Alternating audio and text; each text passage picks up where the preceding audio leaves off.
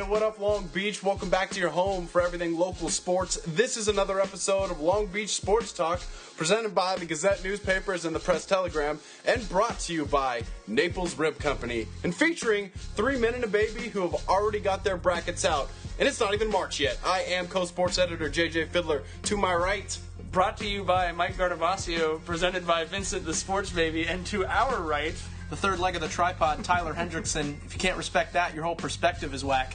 And let me point out, because it's about to be bracket day here in the LBC for basketball, soccer, and all these winter sports, get on Twitter at PT Gazette Sports. Be sure to follow us, and then that way when the brackets do get released, we'll give you that instant information, who's playing who, where they're at, what the matchups are like, and all that good stuff. And then, of course, once playoffs start, you're going to want scores because you can only be at one game at a time.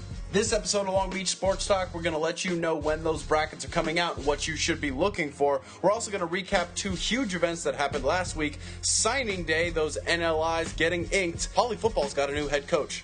And a baby reenactment. For all of that and more, this episode of Long Beach Sports Talk is coming at you right now.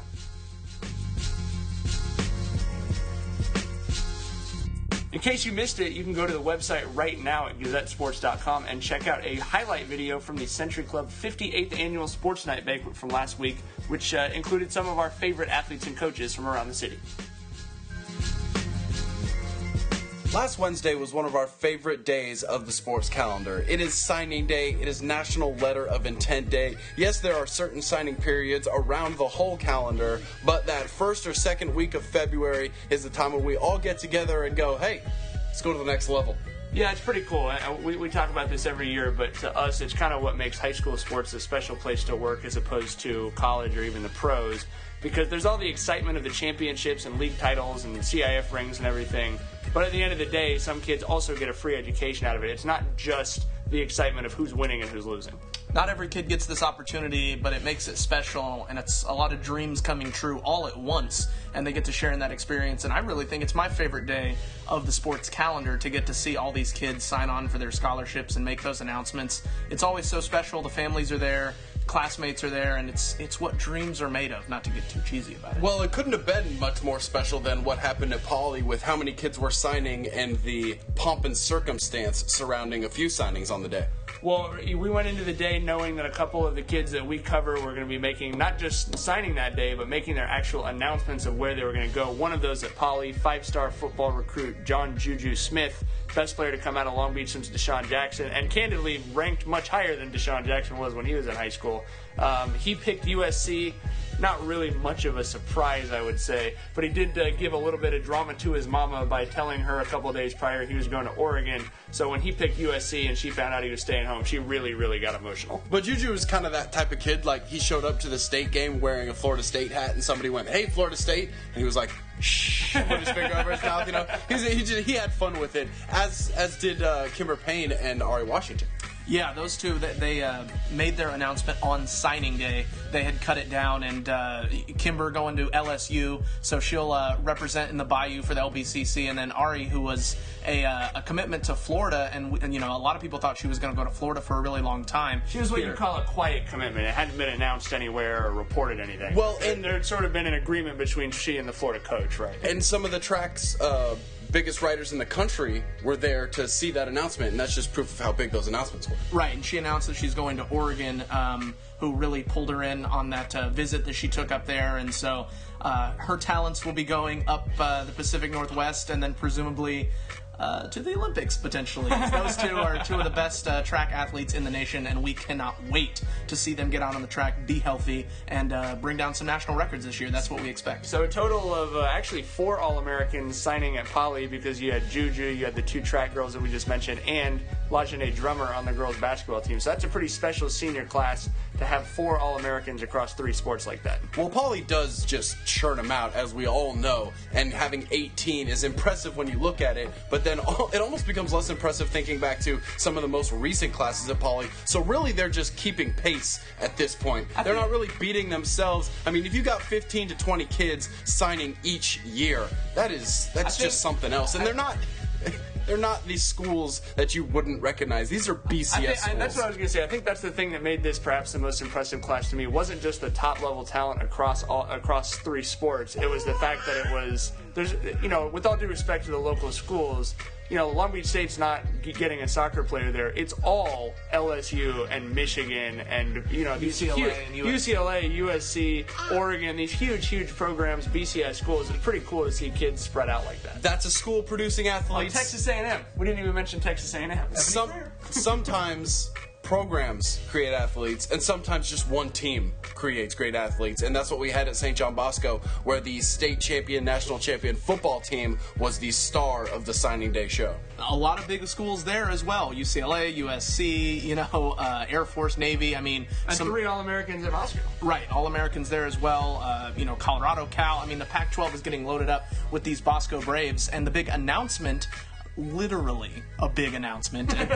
Damian Mama kicked off the day as one of the 5 stars in the area that we're choosing, and then he kicked off the first domino in the USC day. They went on to get Adoree Jackson, and then obviously Juju. AKA the clean SoCal sweep for USC. I mean, fight on with an extra finger because they got 3 big ones there on signing day, and so Mama was a big domino to fall for them, again, literally. And so, but that was a great event for the Braves, a record day for them, and that's really a way to cap off a national championship, is then say, okay, now all of these kids get a free education and move on to the next level, where we expect some to have some pro potential for sure. And one of the other cool stories about signing day is that there are stories everywhere, even if they aren't the schools that you might have heard of or the schools that you see play in the big bowl games each year. We're talking about football specifically. You look at a place like Lakewood. You got a first-year head coach, Kenrick Jameson. He's trying to build a program, right? There are a lot of football coaches around the country are trying to do that. One way to do that is to get kids to sign, because the kids are going to want to come to your school because they know they're going to try to get you out. That's important nowadays. That was exactly how Thad McNeil built the program at Lakewood that we got to cover back in the mid. What's the name for the 2009. It's actually funny you bring that up, because that was the lead to my article from the Lakewood signing day. Not a coincidence, JJ. Was that helped him? This could help Jameson, but Jameson went on record, and I even asked him after he sent it to his team. I was like, "Can I write that?" And he basically said, "Listen, the CIF championships are for you guys. Like, I don't really care about the CIF championships. That's for you to win. My job as your mentor is to get you to the next level and to use this scholarship to be able to continue to play the game that you love." And I thought that it was interesting that he wasn't afraid to say that he's not trying, that championships aren't as important to him as kids getting to the next level. Because if I'm a parent, gotta be honest, that's what I want to hear, and it's an interesting go at something that comes around each year, not something that you have to produce. Kids are going to sign. You just have to have them come to your school. Right, and it's important to have that kind of top-end talent for the kids to know that if they go there, they're going to be able to get out and move on to the next level. Because unfortunately for Lakewood, their best signing day was at Bosco. So they need to be able to. You make a great point, because they've got 2 All-Americans and 3 Division I scholarships signing at Bosco. We just talked about the importance of building a program. I think Cabrillo and Jason Brown knew that exactly. So they had Tyler got to go to that. I actually missed it because they moved the Juju announcement, but it was kind of reminiscent of Lakewood in 2007, to be completely honest with you, because you had a team that's been competitive, that suddenly you're looking at 2 Pac-12 athletes and a number of D2 guys, and it starts to have that feeling of momentum a little bit, right? No doubt, because this was the first time that Cabrillo had done anything like that, and it coincides with the Jags, moving up into second place in the Moore League, getting that win over Lakewood that they hadn't gotten, and, being the team that was closest to Poly on the scoreboard through Moore League play. So they felt that sort of momentum, and then again, they produce not only scholarship athletes, a handful of football guys going to the next level, but also some marquee guys in Rashid Johnson and Darren Gardenhire going to USC and UW respectively. And it wasn't just football. This signing day also includes some other sports. Sometimes kids sign on the early days. Like we mentioned earlier, there are multiple signing days throughout the calendar year. But you've got a team like Wilson Girls Soccer. Incredible program. Coming off a CIF championship. They had 7/8 girls sign to go on to play at the next level on signing day. From one team, half their senior class, a large senior class at that, who gets to add another indelible memory to their time in high school to get together and sign together. Yeah. I mean, some of these girls have been playing soccer together since they were like 10 years old. So it's pretty cool that they kind of get to take that last step in their hometown before they finish this season and then go on to play at the next level. But again, it's just, there's so many moving pieces. I got to give credit to head coach Dalton Kaufman from Wilson Soccer, because he went out to thank the parents and the club coaches and the teachers and everybody, because he's right. It is a team effort, and everybody who touches that kid's life or that kid on the field, their classroom acumen and all that stuff, it all plays in. It really does all play in, and the final product that we get to see is part of why it's such a great day and one of our favorite days of the year. It's the moment when the village gets to take a deep breath and say, we officially raised this kid. Now, son, I know it's early in the process, and I know you've been talking to a lot of schools, but if you agree to come to my university, we can get you playing time day one, get you set up in a nice apartment, don't be filming that, and you'll be good to go. Just sign on that dotted line. We've been really impressed with your practice film. We can get you to the next level. You can be all conference, sophomore through senior year, and go to the pros one day, and I'm going to be there when you get drafted. Hug your mama. You ready to sign? Come on, Vinny. You can use your mouth, that's fine. You wouldn't be the first.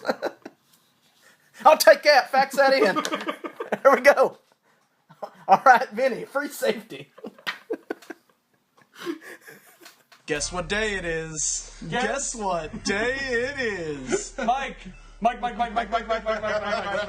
Bracket day? Well, not yet, but brackets are coming up. The first domino to fall. I'm loving this domino analogy right now. The first. Getting a little hungry. I was gonna say, is it lunchtime? I'm thinking dominoes. So you know it's good. So the first thing that will happen in relation to these brackets is the basketball announcement for who the teams are in the open division for boys and girls basketball. That will happen Friday at 1. We will know on Valentine's Day when thanks for that. which teams will be in the open for girls and boys, not the bracket, but what the teams are. Then brackets start getting released on Sunday, 9 a.m. if you want to wake up early. That's when water polo comes out. Then starting at noon, we get the boys and girls basketball brackets, and then soccer Monday at noon.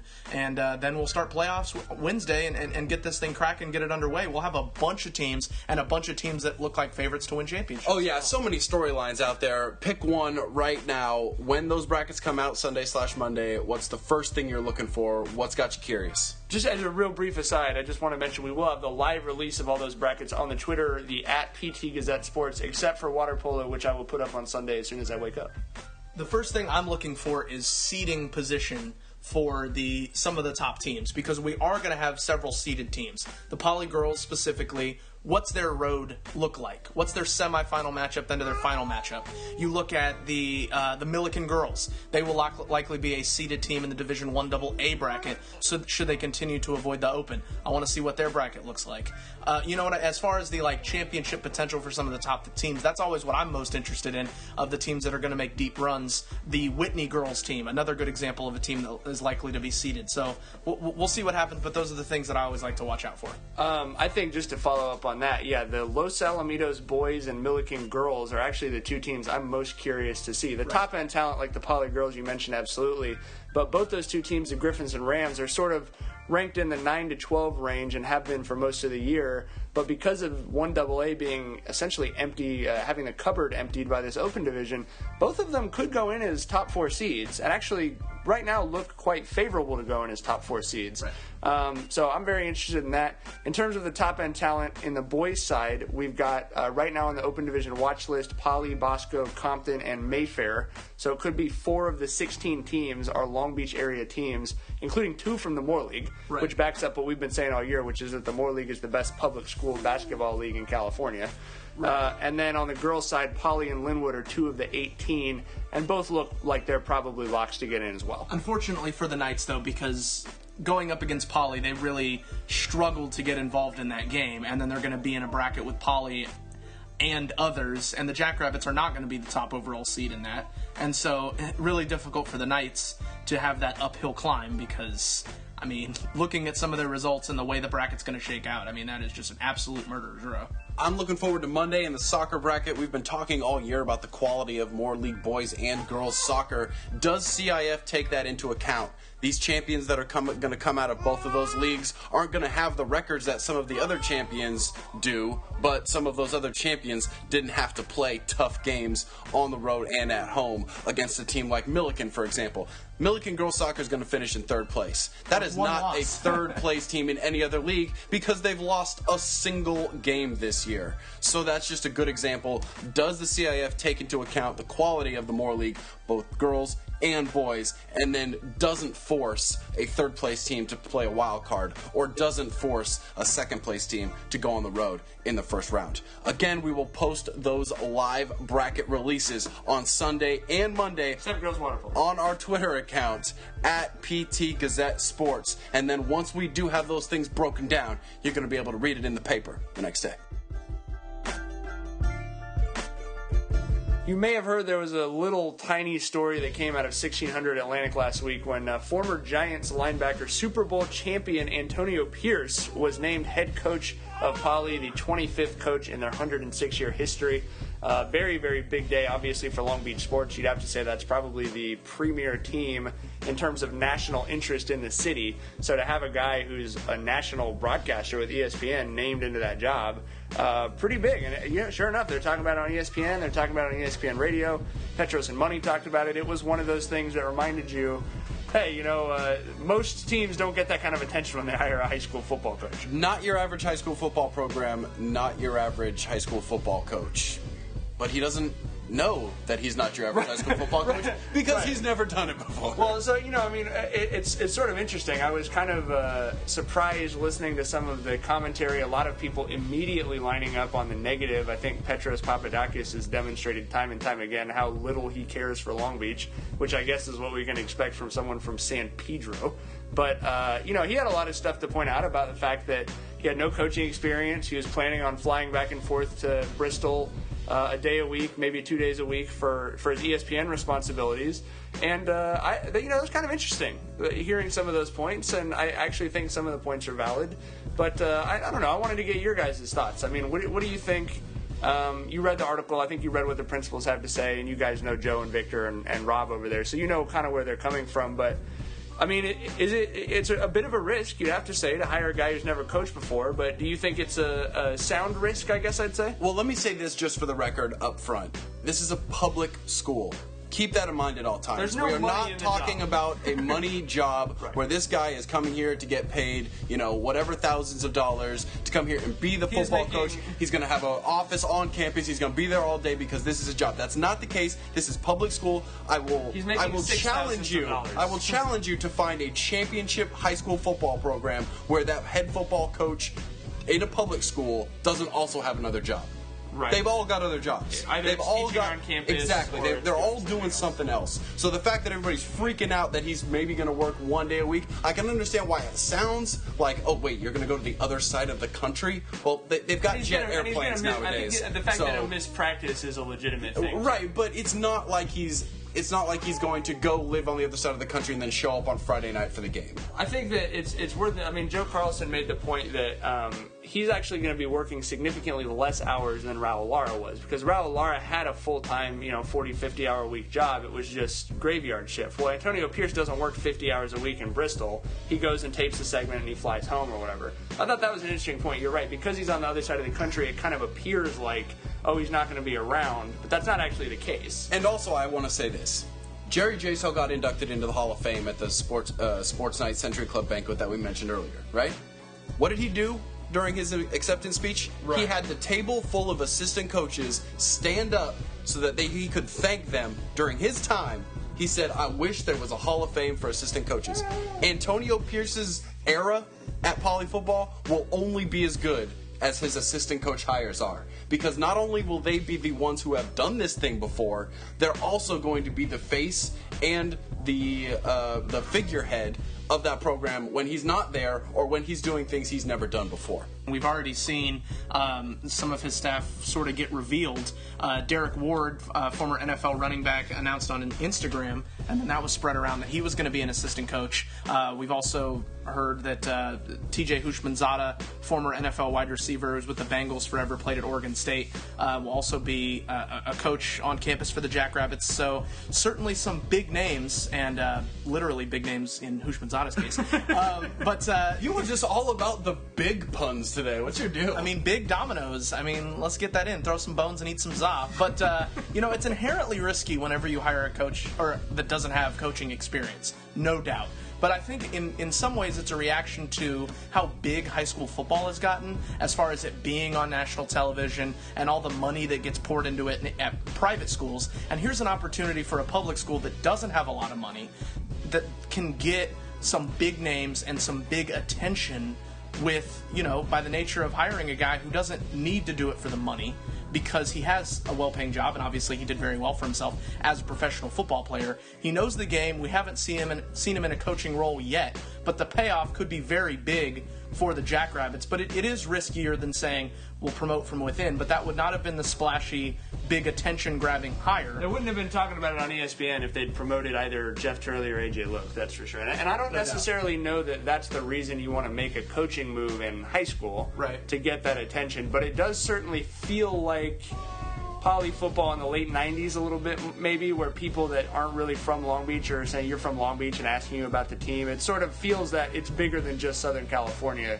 kind of like it was 20 years ago. Yeah, and I think it's fair to give him a shot. All the negative, as you mentioned, Mike, the negative positions that have been taken by various people. I mean, give the guy at least a season. You know what I mean? The expectations at Poly are very high, or a practice or something. The expectations are always so high for the Jackrabbits, and they hire someone who's not an alum but is from the surrounding area, understands Southern California and the scene. Long Beach and Compton. So, and most of his friends in high school went to Poly. He said he wanted to go to Poly, but the enrollment rules at the time prevented him from doing it. But he followed Poly very closely that whole time.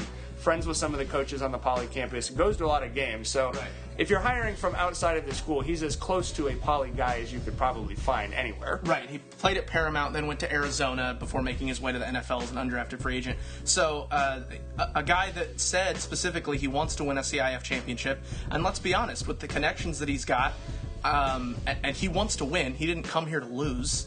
He's here. He wants to prove that he can coach and win games. He's here to, quote, kick butt. He's here to kick butt, exactly. He's here to kick butt, and the guy's reputation's not on the line, but he wants to establish that he can coach, so he wants to do what he has to do to win, and he's going to have talent, so we'll see. And it could be very good. Just got to wait and see, but it's going to be interesting, and there is a tension on the school right now, which is not a bad thing.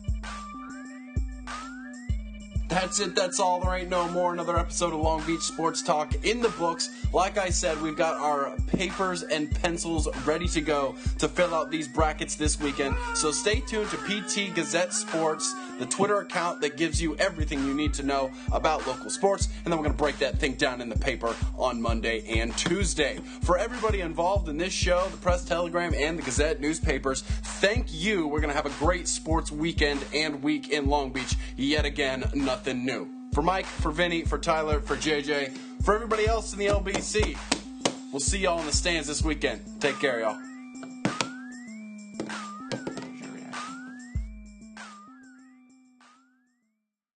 I mean, it doesn't. It's presented by and brought to you by. I feel like it does.